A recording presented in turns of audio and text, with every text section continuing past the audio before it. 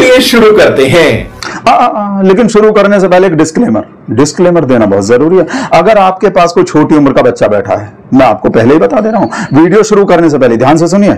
अगर आपके पास कोई 14-15 साल से छोटी उम्र का बच्चा बैठा है, या कोई माता बहन, कोई पत्नी, बीवी, कोई भी महिला बैठी है, तो प्लीज उसे अपने पास से हटा दीजिए। क्योंकि मैं आज आपको बीजेपी नेताओं के संस्कारी वचन सुनाने वाला हूं, यानी कि बीजेपी नेताओं की गालियां सुनाने वाला हूं। तो उनके सामने तो ये सुनना ठीक नहीं होगा।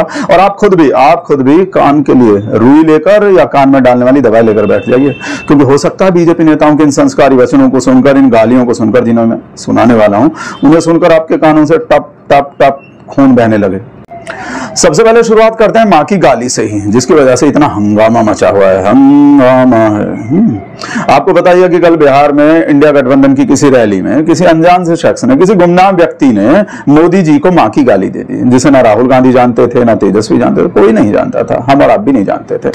जिसके बाद बीजेपी, मोदी और भक्त मंडली सब पूरे देश को सर पे उठाए हुए हैं और राहुल गांधी से माफी की मांग कर रहे हैं, और राहुल गांधी को काले झंडे भी दिखा रहे हैं। इसलिए आज मैं आपको बीजेपी के छुटभइये नेता से लेकर बड़े भैया नेता तक, यानी बीजेपी के छोटे नेता से लेकर देश के सीएम पीएम तक सबकी गालियां सुनाने वाला हूं। धीरज से सुनिएगा, धैर्य रख के सुनिए और कान के लिए रुई रख के सुनिएगा। तो लेकिन 2019 में बीजेपी के जिस नेता ने राहुल गांधी को मां की गाली दी थी, वो संस्कारी महानुभाव तो हिमाचल प्रदेश के बीजेपी अध्यक्ष थे, सतपाल सिंह सत्ती। तो सत्ती जी के संस्कारी वचन सुनिए मित्रों। शर्मा ने कहा कि मैं आपको बोल के नहीं, मैं आपको कहते कि बोल नहीं सकता, क्योंकि तो राहुल जी के बारे में हम भी नहीं बोल सकते, क्योंकि एक पार्टी के नेशनल लीडर है और 3 बार की एमपी है। मैंने कहा लिखा क्या बोल करते लिखा नहीं, आप थोड़ा फेसबुक के ऊपर पढ़ो, देखो हमसे भी ज्यादा गुस्सा लोगों को। तो उसने लिखा है, लेकिन मैं तो फिर बाहरी मन से मैं बोल रहा हूँ। उसने लिखा है कि अगर इस देश का चौकीदार चोर है, अगर तू बोलता तो वाह क्या सीन है, वाह क्या सीन है। लेकिन आपने किसी को ऐसे काले झंडे दिखाते हुए देखा था मोदी जी को, या मोदी जी से माफी की मांग करते हुए मोदिया वाले को देखा था किसी को, जैसे अब मोदी जी माफी मांग हो रही है? ना जी ना, संस्कारी लोगों से थोड़ी माफी मंगवाई जाती है। चलिए अब आगे बढ़ते हैं अगली गाली की तरफ, लेकिन क्रोनोलॉजी के हिसाब से मित्रों, क्रोनोलॉजी के हिसाब से चलेंगे। बीजेपी के सबसे बड़े वाले और दुनिया के भी सबसे बड़े महामानव के संस्कारी वचन सबसे लास्ट में सुनाऊंगा, सबसे लास्ट में, क्योंकि सबसे ज्यादा संस्कारी वचन महामानव के ही हैं। लेकिन उसके लिए आपको वीडियो लास्ट तक देखना पड़ेगा। सब्र का फल कड़वा होता है, वैसे तो मीठा होता है, लेकिन आज कड़वा होने वाला है, क्योंकि आज आप गालियां सुन रहे हैं। आज कोई आप मीठे वचन थोड़ी सुन रहे हैं, तो आज सब्र का फल मीठा नहीं होगा, कड़वा होगा। आपको वीडियो लास्ट तक देखना पड़ेगा। तो चलिए अब आगे बढ़ते हैं अगली गाली की तरफ। बीजेपी के संस्कारी नेता ने तो देश की पार्लियामेंट, देश की सर्वोच्च पवित्र पार्लियामेंट को पवित्र किया था अपने संस्कारी वचनों से। मोदी साहब श्रेय ले रहे हैं देश के वैज्ञानिक, उग्रवादी श्रेय ले रहे हैं। उग्रवादी बोलने नहीं तो कभी खड़ा होगा, ये बता रहा हूं। उग्रवादी अरे ये मार्लिना, ये तो सिंह बन गई भैया, चेहरा ही नाम बदल दिया। केजरीवाल ने बच्चों की कसम खाई थी, भ्रष्टाचारी कांग्रेस के साथ नहीं जाऊंगा। मार्लिना ने बाप बदल दिया, पहले मार्लिना थी, अब सिंह हो गई। ये इनका चरित्र है। वाह वाह मोदी जी, वाह क्या सीन है, क्या सीन है। इसके संस्कारी वचनों के लिए क्या मोदिया ने मोदी जी से माफी की मांग की थी? याद कीजिए मित्रों, देश की राजधानी में, पार्लियामेंट में ये गाली दी थी इसने, और मोदी जी ने देश की उसी राजधानी के मुख्यमंत्री जी से बनाया है, गुप्ता जी, रेखा गुप्ता जी। उन्हीं रेखा गुप्ता जी ने पूर्व मुख्यमंत्री अरविंद केजरीवाल की माता जी के लिए कैसे संस्कारी बातें कही थी, कैसी संस्कारी बातें कही थी, ऐसी संस्कारी बातें। पढ़िए ध्यान से।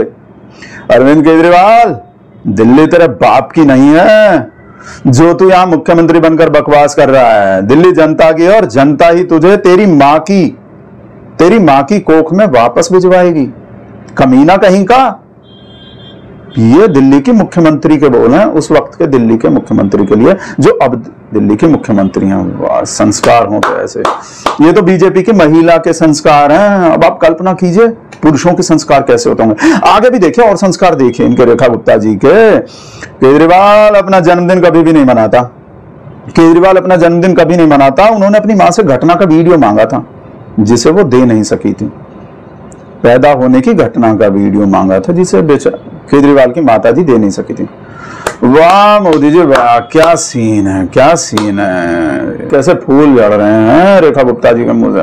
वाह मोदी जी वाह, क्या सीन है। अभी तो आगे देखिए मित्रों, इन्हीं रेखा गुप्ता जी की सरकार में जो मंत्री जी हैं वही आपके घर में घुस के बहन बेटियों का रेप करने वाले प्रवेश वर्मा जी, उनके भी संस्कार देखिए और सुनिए आप। हजारों लाखों कमीने जब वो मरते होंगे तब एक ऐसा ये जो है ना पैदा होता होगा। इससे घटिया इंसान भगवान करे उसको जीते जी कीड़े मकोड़े पड़े। आप तो जानते हैं कि मोदी जी के पार्टी के नेताओं और समर्थकों के उद्गार और संस्कार माताओं बहनों के लिए कुछ ज्यादा ही उमड़ते हैं, जैसे इनको उमड़ते हैं। प्रेम नाम है इनका, बहुत प्रेम भरी बातें करते हैं, बहुत संस्कार की बातें करते हैं। सुन लीजिए और देख भी लीजिए। इंदिरा गांधी तलवे तुम जानते हो, बहुत जानता है तुम्हारा खानदान। नहीं, मैं बहुत ही घटिया तरह की भाषा का इस्तेमाल हो रहा है, प्लीज। वाह क्या सीन है, वाह क्या सीन है।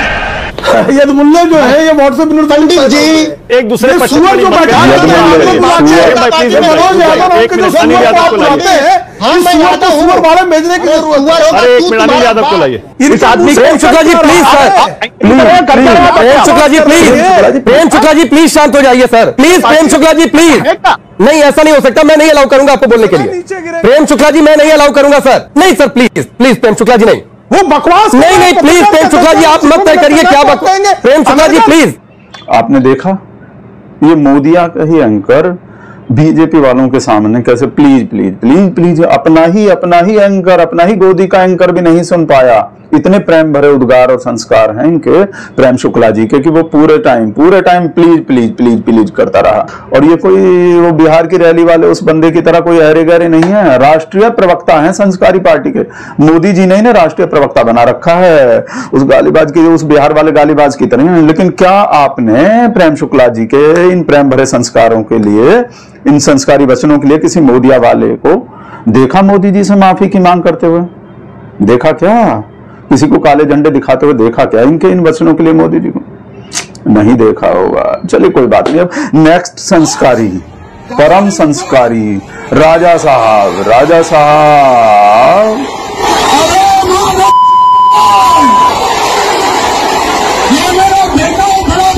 ये बीजेपी में नहीं है वैसे राजा साहब, लेकिन आप कुछ और मत समझ लेना कि इन्हें इनके इन गालियों के लिए और इनके इन भड़काऊ बयानों के लिए बीजेपी से निकाल दिया होगा मोदी जी ने। बिल्कुल भी नहीं। ये तो खुद निकले हैं क्योंकि ये सोच रहे थे अपने इस टैलेंट की वजह से, अपने इन गालियों वाले टैलेंट की वजह से तेलंगाना का अध्यक्ष बना दिया जाऊंगा। लेकिन पता नहीं क्यों इतने टैलेंट के बावजूद, इतनी अच्छी अच्छी गालियां आने के बावजूद मोदी जी ने इन्हें क्यों प्रमोट नहीं किया, इनका प्रमोशन क्यों नहीं हुआ? बेचारे इसलिए निराश होकर बीजेपी छोड़कर चले गए। इन्हें निकाला नहीं गया था, खुद छोड़कर गए राजा साहब जो हैं। अब नेक्स्ट गालीबाज चूना वाला, नहीं, पूना वाला। जब तक ये कांग्रेस में थे ये पूना वाला साहब जो है, तब तक तो संस्कारी नहीं थे। लेकिन जैसे ही बीजेपी में आए, भाई आपको पता है बीजेपी में होने की, बीजेपी में रहने की पहली शर्त संस्कारी होना ही है। तो इन चूना वाला और पूना वाला ने भी झाके साहब 2, याद आपको, झाके साथ 2 मिलाते हुए कैसे अपने नए नए संस्कार दिखाए थे बीजेपी में शामिल होते ही। बोल सकता हूं कि संजय झा झावन और ऋतुराज झा झाटू, मैं भी बोल सकता हूं झाटू हो आप, पर मैं नहीं बोलता हूं ये सब बातें, है ना? ऐसी बातें मैं भी कर सकता हूं। प्लीज ये सब मत कीजिए, please don't do all this, please don't do all this. मतलब बोल भी रहे हैं और फिर भी मना कर रहे हैं, मैं नहीं करता ऐसी बात, कह भी रहे हैं, कर भी रहे हैं, बिल्कुल अपने आदरणीय परम आदरणीय मोदी जी की तरह। अब मिलिए बीजेपी के गाली सम्राट से, यानी बिहार के उप मुख्यमंत्री सम्राट चौधरी जी से, जो खुद ही अपने मुंह मियां मिट्ठू बन रहे हैं और अपने गाली वाले संस्कार बता रहे हैं। और कैसे बता रहे हैं वो भी आप देख लीजिए। अरे सिर्फ मेरे तरफ देख लीजिए, मैंने क्या किया, विरोधी दल का नेता हुआ तो एक नेता को इतना गाली दिया कि पूरे प्रदेश में सिर्फ सम्राट चौधरी दिखने लगे। गलत बोल रहा हूं क्या? बताइए गलत बोल रहे हैं क्या? इसी टैलेंट की वजह से तो भाई पूरे प्रदेश में इनका नाम हो गया। अगली बारी भी संस्कारी की बिहारी की, अगला संस्कारी भी बिहारी, और इनकी तरह संस्कारी बीजेपी के प्रदेश अध्यक्ष दिलीप जायसवाल जी के पास तो कितना माल है, कितना खजाना है, क्या क्या है। अरे गाली बकना, उल्टा सीधा बोलना। हम तो बोलिए ना 50 गाली राहुल गांधी को कर देंगे। हमारे गांव में तो और खतरनाक गाली सब लोग बोलता है। मास्टर को भी बोलते थे, पढ़ाने के वक्त तो बोलते थे मत बोली मैं मास्टर बात के ना पढ़ गई सीधा। तो कौन गाली? ये राहुल गांधी को पता नहीं है। ए राहुल, तुम्हारी इतनी हिम्मत है तो दिलीप जायसवाल का गाली का पूरा एक डिक्शनरी है। आप शायद सुने भी नहीं होंगे, ऐसा ऐसा गाली मैं जानता हूं। आप शायद सुने भी नहीं होंगे, ऐसा ऐसा गाली जानते हैं। बीजेपी के प्रदेश अध्यक्ष बिहार के दिलीप जायसवाल जी, पूरा डिक्शनरी है भैया इनके पास, तो पूरा डिक्शनरी है। जितना भी आप सुनना चाहें उतना ही, ऑन डिमांड बिल्कुल एकदम सेकंड में। विधायक, सांसद, मंत्री, उप मुख्यमंत्री, इन सब का गाली तो आप सुन लिए।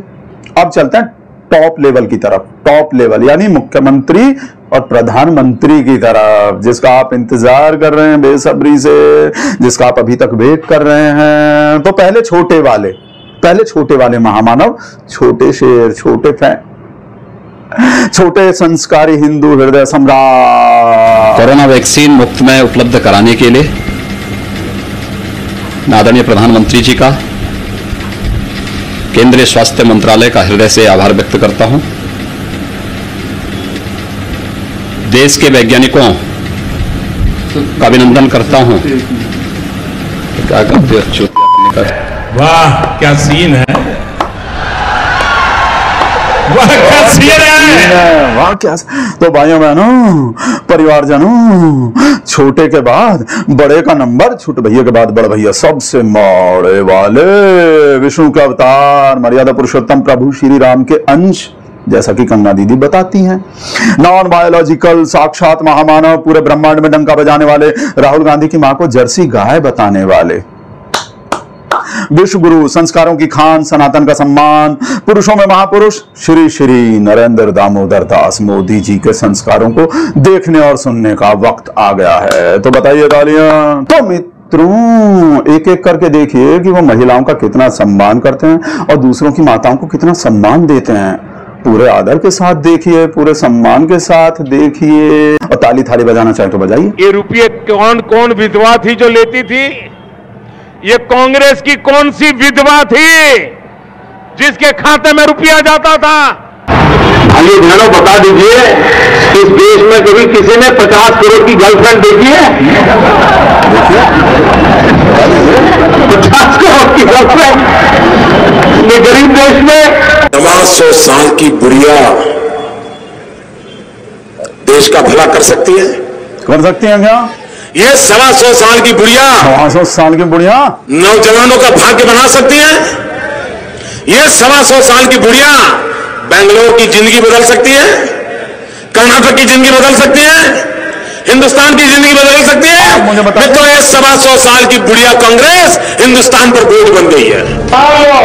मेरे कांग्रेस के मित्रों को मेरी ये 125 वाली सत्य पसंद नहीं आती है, उनको बुढ़िया कांग्रेस वाला मामला अच्छा नहीं लगता है, तो चलो भाई हम कहेंगे अब कांग्रेस पार्टी बुढ़िया कांग्रेस नहीं है। कैसे जवान हो जाएंगे क्या? उनकी 100% उम्र कम हो जाएगी क्या? तो आज से हम ये कहना बंद करेंगे कि कांग्रेस 125 साल की बुढ़िया नहीं है, कांग्रेस बुढ़िया कांग्रेस है। मैंने तो पहले ही कहा था कि इनकी बड़ी ने, मैंने पार्लियामेंट में कहा था, तब तो चुनाव को 2 महीने की 3 महीने की देर थी। मैंने कहा था इनकी सबसे बड़ी नेता चुनाव लड़ने की हिम्मत नहीं करेगी, वो डर के मारे भाग जाएगी, और वो भाग करके राजस्थान गई और राजस्थान से राज्यसभा में आई, और हुआ भी यही। डिस्लेक्सिक बच्चे ऐसे बच्चे होते हैं जिनकी लर्निंग और राइटिंग पेस बहुत ज्यादा स्लो होता है, बट उनकी इंटेलिजेंस और क्रिएटिविटी लेवल काफी अच्छा होता है। जैसे कि हम तारे ज़मीन पर मूवी में दर्शीन रावल का जो भी क्रिएटिविटी लेवल था वो काफी अच्छा था। तो कोई 40-50 साल के बच्चे को भी ये योजना काम आएगी? हाँ सर, आएगी। कल तो ऐसे बच्चों की माँ बहुत खुश हो जाएगी। सम्माननीय आदरणीय दीदी, आदरणीय दीदी, दीदी, ओ दीदी, दीदी, ओ दीदी। वाह क्या सीन है, वाह वाह क्या सीन है।